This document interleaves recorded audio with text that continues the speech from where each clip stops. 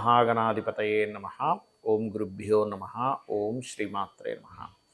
పరమేశ్వర స్వరూపమైనటువంటి జ్యోతిష, వాస్తు మరియు ఇతర అనేకమైనటువంటి శాస్త్రములను మనకు అందించినటువంటి మహర్షులకి నమస్కారం. హయగ్రీవ హయగ్రీవ హయగ్రీవేతియో వదేత్ తస్య నిస్సరతే వాణి జన్మకన్యా ప్రవాహవత్. అరుణాం కరుణాతరంగితాక్షీం ధృతపాశాంకుశపుష్పబాణచాపాం అనిమాదిభిరావృతాం మయూకైః అహమిత్యేవ విభావయే భవానీం. శ్రీమాత్రే నమః. ప్రేక్షకులకి ఆ లలితాంబిక అమ్మవారి యొక్క అనుగ్రహం పరిపూర్ణంగా కలగాలని మనస్ఫూర్తిగా కోరుకుంటూ మనం ఈరోజు కొన్ని వాస్తుకు సంబంధించినటువంటి టిప్స్, ఏ దిశ ఎలా ఉంటే ఏ రకంగా మీకు అభివృద్ధి ఉంటుంది, అదేవిధంగా ఇంట్లో పెట్టుకునే వస్తువుల్లో కూడా ఎటువంటి జాగ్రత్తలు తీసుకోవాలి అనేటువంటి విషయాలు చెప్తుంది నేనైనప్పటికీ కూడా చెప్పేసిన సాక్షాత్ లలిత అమ్మవారిగా భావిస్తూ ఒక్కొక్క దిశ గురించి చాలా క్లియర్గా మనం ఈరోజు తెలుసుకుందాం. అదేవిధంగా కొంతమందికి జనరల్గా అసలు ఏం పాటించాలి వాస్తు విషయంలో అనేటువంటిది కూడా నేను మీకు వీడియో ఎండింగ్లో చెప్తాను. వీడియో ఎండింగ్ వరకు చూడండి. ఇవాళ రేపు మనం కనుక చూసుకున్నట్లయితే అనేకమైనటువంటి సమస్యల్లో ముఖ్యంగా ఉన్నటువంటి సమస్య ఎక్కువ ఖర్చులు అయిపోతున్నాయి. ఎవరిని మీరు అడగండి, ఏమండి మీకు బాగా ఖర్చులు అవుతున్నాయి, అవును అంటారు. ఎందుకు అంటే చూడండి, ఇక్కడ వాస్తుపరంగా ఒక కోణం ఉంటుంది, జ్యోతిష్శాస్త్రపరంగా ఒక కోణం ఉంటుంది, మనం క్యాలిక్యులేట్ చేసుకోకపోవడం వల్ల ఒక కోణం ఉంటుంది. 3 రకాలుగా ఉంటుంది. అంటే అతనికి అసలు ఎన్ని డబ్బులు వస్తున్నాయి ప్రతి నెల, ఉద్యోగం చేస్తున్నాడా, వ్యాపారం చేస్తున్నాడా. ఉద్యోగం చేస్తే ఒక 40,000 50,000 శాలరీ వస్తుంది అనుకున్నాం. భవిష్యత్తు చాలామందికి లక్షల్లో వస్తుంది, ఇంకా తక్కువ వచ్చే వాళ్ళు ఉంటారు. కానీ ఇక్కడ ఏమవుతుంటుందంటే ఇవాళ రేపు మనకి క్రెడిట్ కార్డ్స్ ఇవన్నీ వచ్చేసరికి మనం కార్డు తీసుకుంటాం, గబగబా వాడేస్తాం. తీర తర్వాత చూస్తే అయ్యో ఇంత బిల్లు వచ్చిందా, దీనికి కట్టడానికి సరిపోవట్లేదు. 50,000 వస్తే అక్కడ ఖర్చు ఏమో 70,000 80,000 ఉంటుంది, మళ్ళీ 20-30,000 అప్పు చేయాల్సి వస్తుంది. దీనికి కారణం ఏమిటి అంటే, ఒకటి జ్యోతిష్శాస్త్రరీత్యా మీకు 12వ స్థానము అంటారు జ్యోతిష్శాస్త్రంలో. 12th హౌస్ లగ్నం నుంచి 12వ స్థానం కనుక ఎక్కువ యాక్టివ్గా ఉండి అక్కడ ఎక్కువ గ్రహాలు ఉన్నప్పుడు ఏమవుతుంటుందంటే వాళ్ళకి ఖర్చులు ఎక్కువగా ఉంటాయి. అలాంటి వాళ్ళకి లక్కీగా విదేశీ ధనయోగం కనుక పట్టింది అనుకోండి, మళ్ళీ అదొక యోగం కింద మారుతుంది. లేదా విపరీత రాజ్యోగం పట్టింది అనుకోండి, అదొక అద్భుతమైన యోగం కింద మారుతుంది. విదేశాలకు వెళ్ళి లక్షల కోట్లు కూడా సంపాదించేస్తారు. That is different case. కానీ ధనయోగం తక్కువగా పట్టి వ్యయయోగం ఎక్కువగా పడినప్పుడు తెలియకుండా వాస్తులో కూడా చిన్న దోషం ఏర్పడి అక్కడ మళ్ళీ వాళ్ళు ఇంకో తప్పిదం చేస్తుంటారు. అక్కడ మనం కరెక్ట్ చేసుకోగలగాలి. అది ఎలాగేంటనే చెప్తాను. అయితే జ్యోతిష్శాస్త్రపరంగా ఈ ఎఫెక్ట్ ఉంటుంది. ఆ వ్యయంలో ఉండే గ్రహాలకి వ్యయంలో అధిక వ్యయాన్ని ఇచ్చేటువంటి ఫలితాలు వచ్చేటప్పుడు, ఆ మహాదశ నడిచేటప్పుడు ఆ యొక్క విషయాల పట్ల కాస్త జాగ్రత్త వహించండి. ఇక రెండవది ఏంటంటే, ఇక్కడ క్యాల్కులేషను, ఈ వ్యయంలో ఉండే గ్రహాలు. ఇక వాస్తు దగ్గరికి వద్దాం. వాస్తుపరంగా చూసుకుంటే మీరు వాస్తులో ఖర్చులకి మరియు లెట్రిన్ బాత్రూమ్స్ లాంటివి కట్టుకునే దానికి ఒక స్థానం చెప్పారు. దానికి మరి ఏమైనా ప్రామాణిక శ్లోకం ఉందా అంటే ఖచ్చితంగా ఉందనే చెప్పాలి. దక్షిణ నైరుత్యో మృదయే పురుష త్యాగ మందిరం. చాలామంది అంటుంటారు, ఏమండి బాత్రూమ్ ఎక్కడ కట్టాలి, ఉందా శ్లోకం? 100% ఉంది. ఇది విశ్వకర్మ ప్రకాశిక అనేటువంటి గ్రంథంలో విశ్వకర్మ రాసినటువంటి శ్లోకము. దక్షిణ నైరుత్యో మృదయే పురుష త్యాగ మందిరం అంటే, పురుష త్యాగ మందిరం అంటే లెట్రిన్స్ బాత్రూమ్స్ పోయేటువంటి స్థానాన్ని అక్కడ కట్టుకోమని చెప్పారు. అంటే మనకి ఎప్పటి నుంచో ఒక ప్రదేశం పర్టికులర్గా కట్టుకొని దాన్ని భూమిలోకి వెళ్ళేలా చేసేలాగా మనకి ఎప్పటి నుంచో చక్కటి సివిలైజేషన్, చక్కటి ఇదంతా ప్లానింగ్ అంతా ఉందన్నమాట. ఎక్కడ పడితే అక్కడ పోయేటువంటిది లేదు. ఇది మనం బాగా అర్థం చేసుకోవాలి. అయితే ఇక్కడ ఇది ఎక్కడ ఉంటుంది ఈ స్థానం అంటే దక్షిణానికి నైరుతికి మధ్యలో ఉంటుందండి. దక్షిణ నైరుతి అంటే దీన్నే సౌత్ వెస్ట్ అంటారు. అది పర్టికులర్గా ఎప్పుడు కూడా గుర్తుపెట్టుకోండి. రఫ్గా దక్షిణ నైరుతి ఇక్కడ ఉంటుందని చెప్పడం వేరు, మీరు ఎగ్జాక్ట్లీగా ఆ ప్లేస్లోకి వెళ్ళి నార్త్ డిగ్రీస్ ఎంత టిల్ట్ అయింది అని చెప్పి చూసి మీరు ప్లానింగ్ వేయడం వేరు. ఇది గుర్తుపెట్టుకోండి. ఏమంటే పలానా దగ్గరికి వెళ్ళాను, పలానా ఎన్ని డిగ్రీలు ఉందో చూశాను, నేను దానికి తగ్గట్టుగా నేను ప్లానింగ్ వేసుకున్నాను, దాని డైమెన్షన్ ఏంటి. ఇప్పుడు అపార్ట్మెంట్ ఓ రకంగా ఉంటుంది, మనకి ఇండివిజువల్ హౌస్ అంటే మనం ఎంత సైజు కావాలో ముందుగానే మనకు గనక స్థలం చేతిలో ఉంటే దాన్ని ఆయము కట్టి విభజన చేసి ఎగ్జాక్ట్లీగా ఎన్ని డిగ్రీస్లో అది పడింది అని చూసుకొని అక్కడ ఉండేటువంటి దేవతా అసుర స్వరూపాలని క్యాలిక్యులేట్ చేసుకున్నట్లయితే మనకి శాస్త్రంలో కూడా ఏంటంటే దక్షిణ నైరుతి అనేటువంటిది ఏదైతే ఉంటుందో అక్కడ గంధర్వ అనేటువంటి పదము మరియు అదేవిధంగా చూసుకున్నట్లయితే భృంగరాజ్ అనేటువంటి పదాలు ఉంటాయి, రెండు ముఖ్యంగా గంధర్వ భృంగరాజ్. ఇవేంటంటే మీరు గమనించినట్లయితే ఇవి పర్టికులర్గా మనలో చూడండి, మన బాడీలో సిస్టమ్ ఎలా ఉంటుంది, మన బాడీలో మల విసర్జన మలానికి సంబంధించిన బయటికి పంపించేటువంటి సిస్టమ్ ఒకటి ఉంటుంది. మనం తీసుకునేటువంటి ఫుడ్ని వైటమిన్స్గా మార్చేటువంటిది, రక్తంగా మార్చేటువంటిది, ఎనర్జీగా మార్చేటువంటిది, రకరకాల సిస్టమ్స్ మన బాడీలో ఈ క్షేత్రంలో ఎలా అయితే పనిచేస్తూ ఉంటాయో భూమిలో కూడా అలా పనిచేస్తుంటాయి, గుర్తుపెట్టుకోండి. చాలామంది ఏమనుకుంటారు, ఏమంటే అపార్ట్మెంట్కి పని కలిసి రాదేమో. ఖచ్చితంగా అపార్ట్మెంట్కి కూడా ఉంటుంది. మీరు గమనించండి, మీ లైఫ్లో పలానా అపార్ట్మెంట్లో ఉన్నప్పుడు నేను చాలా ఇబ్బంది పడ్డాను, పలానా అపార్ట్మెంట్కి వెళ్ళాక నాకు చాలా బాగుందనేటువంటిది చాలామంది వాళ్ళ అనుభవాల్లో చూస్తూ ఉంటారు. అందుకని మీరు ఏం చేయాలి, దక్షిణ నైరుతి ఎక్కడుందో చూసుకోండి ఇండివిజువల్ హౌస్ కట్టుకునేటప్పుడు. లేదండి మాకు తెలియట్లేదు, మేము దక్షిణ నైరుతిలో మేము చూసుకున్నాము, ప్లానింగ్ గీసాము, మీరు చాలా వీడియోలు చూసాము, అక్కడ మాత్రం మాకు బాత్రూమ్ వచ్చింది బాగుంది, కానీ కొంతమందికి అక్కడ బాత్రూమ్ రాలేదు అనుకున్నప్పుడు ఏమవుతుందంటే ఇక్కడ మిస్టేక్ ఎక్కడ జరుగుతుంది, ఎందుకు ఖర్చులు ఎక్కువ అవుతుంటాయంటే తెలియక ఒక్కొక్కసారి టిల్ట్ అంటే ఇప్పుడు 0 degrees నుంచి 10-20 degrees వరకు ఇటు తిరిగే ఉంటాయి. అంటే మీ యొక్క నార్త్ ఇలాగ ఇటు వెళ్ళిపోతుంది. అంటే ఈ నార్త్ వాయువ్యం వైపు వెళ్ళే ఉంటాయి కొన్ని ఇల్లు. కొంతమందికి నార్త్ ఈశాన్యం వైపు తిరుగుతుంది. అప్పుడు ఏమవుతుంది, మీరు అనుకుంటున్న నైరుతి అవ్వదు, దక్షిణ నైరుతి అవుతుంది. ఇవాళ రేపు మనం ఒక 30-40 ఏళ్ల నుంచి కనుక చూసుకున్నట్లయితే ఇంట్లో పెద్దవాళ్ళందరూ కూడా నైరుతిలో బరువు పెట్టాలి అనే భావనతో ఒక బీరువా పెట్టేస్తారు అక్కడ. అదే బీరువాకు ఒక అద్దం కూడా ఉంటుంది, అందులోనే మనం ధనము ఇవన్నీ కూడా పెడుతూ ఉంటాం.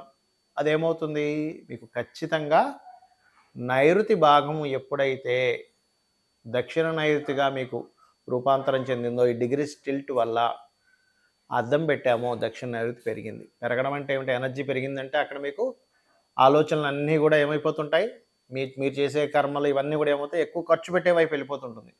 చాలో తీసేయి, క్రెడిట్ కార్డు ఉంది వాడేస్తూ ఉంటాం, అరే అక్కడ 1000 రూపాయలు పెట్టాల్సిన ప్లేస్లో 10,000 ఖర్చు పెట్టేస్తూ ఉంటాం. నెలకు బిల్లు వచ్చేసరికి ఎక్కువైపోతుంది, మళ్ళీ అప్పు చేస్తూ ఉంటాం. అదేవిధంగా అదే దక్షిణ నైరుతి అనుకుని ఎప్పుడైతే మీరు బీరువా పెట్టారో అక్కడ ధనం పెడితే నిలబడదు. ఎందుకు, ఖర్చు స్థానం, అది ఖర్చు అయిపోయే స్థానం, వదిలేసే స్థానం అదంతా. అందుకే అక్కడ మహర్షి ఏం చెప్పాడు మనకి, విశ్వకర్మ ప్రకాశిక అనే గ్రంథంలో విశ్వకర్మ ఏం చెప్పాడు మనకి, అక్కడ నువ్వు లెట్రిన్లు బాత్రూమ్లు కట్టుకున్నాయినా అన్నావు. ఇక్కడ ఇంకొక లాజిక్ చెప్తాను.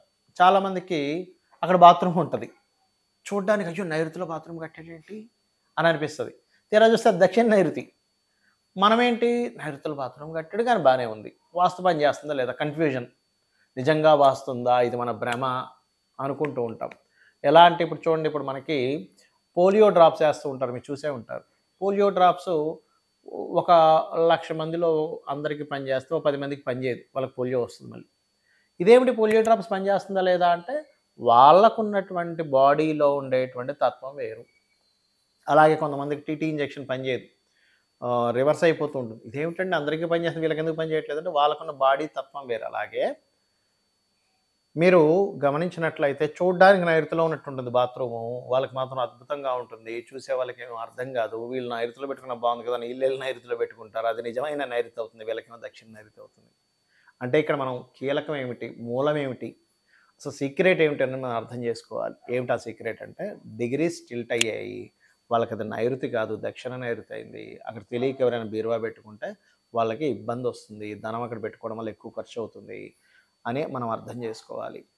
అక్కడ ఏం పెట్టమన్నారు, మన ఖర్చులు తగ్గాలంటే ఒక ఎల్లో కలర్ వ్యాజ్ ఒకటి పెట్టండి అక్కడ దక్షిణ నైరుతిలో, అప్పుడు ఖర్చులు తగ్గుతాయి.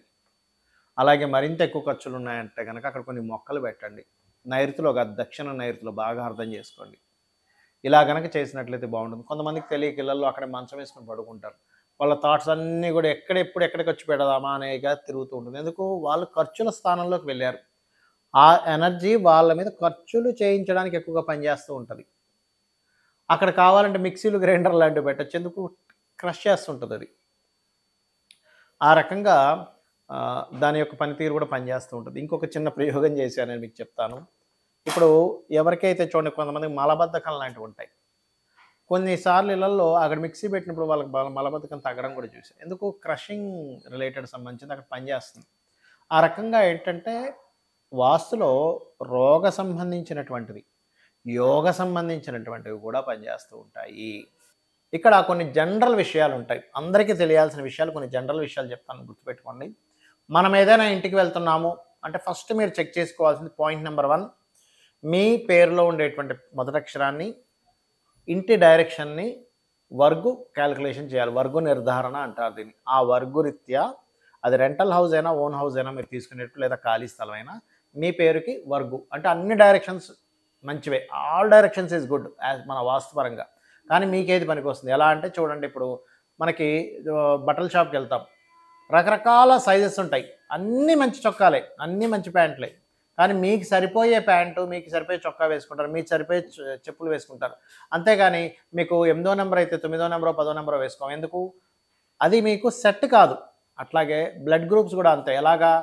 మీది ఎగ్జాంపుల్ బి పాజిటివ్, మీరు ఓ నెగిటివ్, ఇంకో ఏదో బ్లడ్ గ్రూప్ వేసి అన్నీ రెడ్గానే ఉన్నాయి కదా అంటే కాదు. మీకు ఏది సెట్ అవుతుందో అది. అలాగే వర్క్ పరంగా కూడా మీకు ఏ డైరెక్షన్ గుడ్. కొంతమందికి సౌత్ పనికి వస్తుంది, కొంతమందికి వెస్ట్ పనికి వస్తుంది, కొంతమంది నార్త్ పనికి వస్తుంది, కొంతమందికి నార్త్ ఈస్ట్ పనికి వస్తుంది, కొంతమందికి ఈస్ట్ పనికి వస్తుంది. ఎవరికి ఏది పనికి వస్తుంది. దాంతోపాటు మీతో పాటు మీ పిల్లలకు కూడా ఏది పనికి వస్తుందో రెండు కలిపి తీసుకున్నప్పుడు మీతో పాటు మీ తర్వాత వంశానికి కూడా పనికి వస్తుంది. Point number 1. రెండవది, ఒకటి గుర్తుపెట్టుకోండి, చాలామంది ఏమంటుంటారంటే, ఏమండి మేము గృహం కట్టుకున్నాక బాగుందండి అంటారు. కొంతమంది మేము గృహం కొనుక్కున్నప్పటి నుంచి డౌన్ఫాల్ అయ్యామంటారు. దీనికి 2 కారణాలు ముఖ్యంగా. ఒకటి, మీ జన్మజాతకంలో మీ పేరు మీద గృహయోగం ఉండదు. అలాంటప్పుడు మీ జీవిత భాగస్వామి పేరు మీద, మీ పిల్లల పేర్ల మీద కొనండి, లేదా మీ తల్లిదండ్రుల పేర్ల మీద కొనండి. మీ పేరు మీద పొరపాటును కూడా కొనకండి, అప్పుడు డౌన్ఫాల్ అవుతుంది. మూడోది ఏమిటంటే, ఇక్కడ మరొక విషయం ఏంటంటే, కొన్నిసార్లు మీకు గృహయోగం నడవని సమయంలో బలవంతంగా కొంటాం. ఎవరో ఫ్రెండ్స్ కొంటున్నారనో, వాళ్ళు కొంటున్నారో, వీళ్ళు కొంటున్నారనో, అది కూడా ప్రాబ్లం అవుతుంది. ఇంకోటి, ప్రెగ్నెన్సీ లేడీ ఇంట్లో ఉన్నప్పుడు గృహప్రవేశం చేయకూడదు, గృహం కొనకూడదని శాస్త్రం. ఎందుకంటే 4వ స్థానం యాక్టివ్ అయితే పుట్టే పిల్లల మీద దాని ఎఫెక్ట్ పడుతుంది. కాబట్టి ఈ యొక్క జాగ్రత్త ఖచ్చితంగా తీసుకోండి. అందుకే పూర్వకాలంలో వివాహం జరిగి సంతానం కలిగిన తర్వాత గృహం కట్టుకునేవారు. ఇప్పుడంతా రివర్స్ అయిపోయింది. ముందే గృహం కొనేసుకుంటున్నాడు, తర్వాత వివాహం చేసుకుంటే తర్వాత సంతానం కొంటున్నాడు. అంటే ఇక్కడ ఏంటి, ప్రెగ్నెన్సీతో ఉన్నప్పుడు మాత్రం పొరపాటును కూడా కొనకండి, గృహప్రవేశాలు చేయకండి, గృహ ఆరంభాలు చేయకండి దయచేసి. అలా ఒకవేళ మీరు తప్పనిసరి కొనాల్సి వస్తే ఆ యొక్క కుటుంబాన్ని వేరే ఇంట్లో ఉంచి అక్కడ మీరుంటూ ఇక్కడి నుంచి ఈ ఆపరేషన్ చేయాలి తప్పనిసరి అయితే అని చెప్తుంది శాస్త్రం. అలాగే మరొక విషయం ఏంటంటే, ఒకటి, మీరు స్థలం తీసుకునేటప్పుడు కూడా స్థలం తీసుకున్న తర్వాత మీకు వర్గురీత్యా ఏ గేట్ అయితే బాగుంటుందో ఆ గేట్ మీరు పెట్టుకోవాలి, గుర్తుపెట్టుకోండి. అంటే డైరెక్షన్ పరంగా. మరొకటి, చాలామందికి ఒక అపోహ ఉంది, ఇన్ని డిగ్రీలు తిరిగింది, అన్ని డిగ్రీలు తిరిగింది, ఏమైపోతుంది? ఏమీ అయిపోదు, గుర్తుపెట్టుకుని. ఎన్ని డిగ్రీలు తిరిగినా ఆ డిగ్రీస్ వైజ్గా మీరు క్యాలిక్యులేట్ చేసుకొని పర్ఫెక్ట్గా మీకు ఏ ద్వారం పనికొస్తుందో ఆ ద్వారం పరంగా మీరు కట్టుకోవచ్చు. అందులో ఎటువంటి భయపడాల్సిన అవసరం లేదు. ఇక్కడ మరొక విషయం ఏంటంటే, ఇక్కడ కొన్ని శాస్త్రంలో మీరు ఇల్లు కట్టుకునేటప్పుడు కొన్ని నియమ నిబంధనలు చెప్పబడ్డాయి. చాలామంది తెలియక ఏం చేస్తారంటే, ఇల్లు కట్టుకోగానే అక్కడ కోడిని మేకని కోసేస్తారు. అది పూర్తిగా తప్పని చెప్పింది శాస్త్రం. ఎందుకంటే అక్కడ మీకు దేవతా కళలు కాకుండా రాక్షస కళలు మీకు ఏర్పడతాయి. అలా ఏర్పడినప్పుడు ఇంట్లో గొడవలు జరగడం, ఒకరి మీద ఒకరు కోపాలు పెరగడం జరుగుతూ ఉంటుంది. కాబట్టి 1 వీక్ వరకు కూడా పొరపాటును కూడా ఆ ఇంట్లో నాన్ వెజిటేరియన్ ఉండకూడదు. ఇది గుర్తుపెట్టుకోండి. ఇది సొంత ఇంట్లో మనం ఏదైనా గృహప్రవేశం చేసినప్పుడు ఇది చాలా ముఖ్యమైనటువంటి అంశం. అక్కడ గోవుని తీసుకురావాలి, చాలా పెద్ద తతంగం ఉంది దానికి. గోవుని అక్కడ తీసుకురావడము, రకరకాల కార్యక్రమాలు చాలా ఉంటుంది, దిగ్బంధనాలు చాలా ఉంటాయి.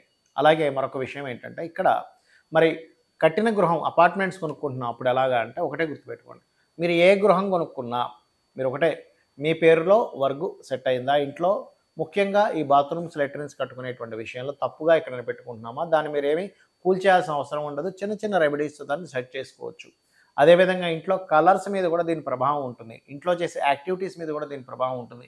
ఏ వస్తువు ఎక్కడ పెట్టాలనే దాని మీద కూడా ప్రభావం ఉంటుంది. ఎలా అంటే, ఇప్పుడు చూడండి, ఇయర్ ఫోన్ ఉంది, ఇయర్ ఫోన్ చెవులో పెట్టుకుంటే వినిపిస్తుంది, కానీ జేబులో పెట్టుకుంటే వినపడదు. ఎందుకు? ఈ ఇయర్ ఫోన్కి ఏదైతే సౌండ్ని ప్రొడ్యూస్ చేసేటువంటి శక్తి ఉందో, చెవుకు రిసీవింగ్ పవర్ ఉంది. అంటే ఇయర్ ఫోన్ చెవుకు పెట్టుకుంటే వినిపిస్తుంది, కానీ జేబులో పెట్టుకుంటానో ప్యాంట్ జేబులో పెట్టుకుంటానో మనకు వినపడదు. అలాగే మనం ఒక వస్తువు, దానికంటే ఒక శక్తి ఉంటుంది, దానికంటే ఒక ఎనర్జీ ఉంటుంది. దాన్ని మనం ఎక్కడైతే పెడతామో అక్కడ దాని ఎనర్జీని ఫామ్ చేసినప్పుడు ఇంట్లో ఆ యొక్క శక్తి ఉత్పన్నం అవుతుంది. అది మీరు నెగిటివ్గా ఫామ్ చేస్తున్నారా, పాజిటివ్గా ఫామ్ చేస్తున్నారా అనే దాని మీద, మీరు వేసే కలర్స్, మీరు పెట్టేటువంటి వస్తువుల మీద ఆధారపడి ఉంటుంది. ఇది గుర్తుపెట్టుకోండి. అలాగే ఇంకొక విషయం ఏంటంటే, చాలామంది తెలియక 2-3 గృహాలు ఉంటాయి, అది ఎవరికి రెంట్కి ఇవ్వరు, అలా వదిలేస్తూ ఉంటారు. అలాంటప్పుడు కూడా అది కూడా దోషం. మీరు ఉంటే మీరు ఉండండి, లేకపోతే రెంట్కి ఇవ్వండి. కానీ అమ్మో నాకు ఆ ఇల్లు అంటే చాలా ఇష్టం అండి, ఎవరికి రెంట్కి ఇవ్వనండి, నా ఇంట్లో దీపం పెట్టకుండా ధూపం వేయకుండా ఉంటారు, అది చాలా పెద్ద దోషం. ఆ ఇంటికి ఒక దేవత ఉంటుంది, వాస్తు పురుషుడు ఉంటారు, సకల దేవతలు ఉంటారు. మీరు ఆ గృహం నిర్మాణం ప్రారంభించినప్పటి నుంచి ఆ దేవత ఎనర్జీ ఫామ్ అవ్వడం స్టార్ట్ అవుతుంది, ఇది గుర్తుపెట్టుకోండి. అలాగే మరొక్క విషయం ఏంటంటే ఇక్కడ గుర్తుపెట్టుకోవాల్సిన అంశము, బాగా గుర్తుపెట్టుకోండి.